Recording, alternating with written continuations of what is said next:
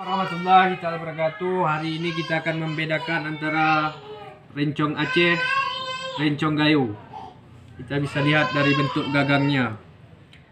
Rencong gayo jenisnya yang asli sangat sulit kita temukan karena sudah kebanyakan dimuseumkan.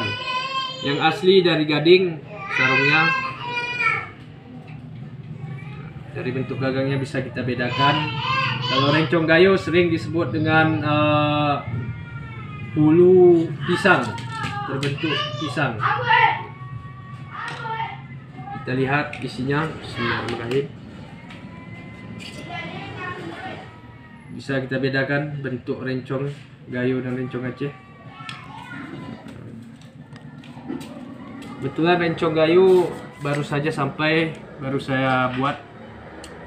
Sengaja saya desain untuk generasi ke depan bisa melihat bentuk daripada rencong gayo yang mempunyai ciri khas yang pada umumnya termasuk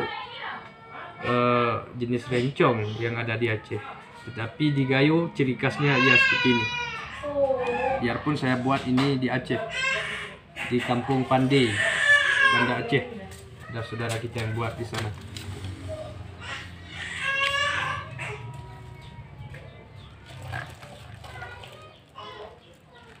Ini ada siwah, rencong pundoy, ada jenis kris yang saya temukan di gayo luas, kecil. Ini ada juga yang bernama pedang berkunci. Nah, inilah pedang kunci di gayo luas asli. Bisa lihat dari ukirannya, sangat panjang. Oke, terima kasih. Semoga generasi ke depan masih mengetahui jati dirinya,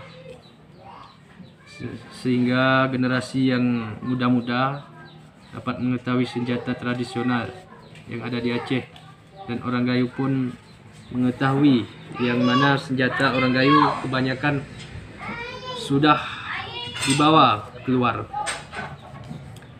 Biarpun kita tidak mengkoleksi yang asli, kita tetap mempertahankan dengan membuat senjata itu dengan baru atau ditempa ulang, biarpun tidak mirip dengan aslinya. Terima kasih. Assalamualaikum warahmatullahi wabarakatuh.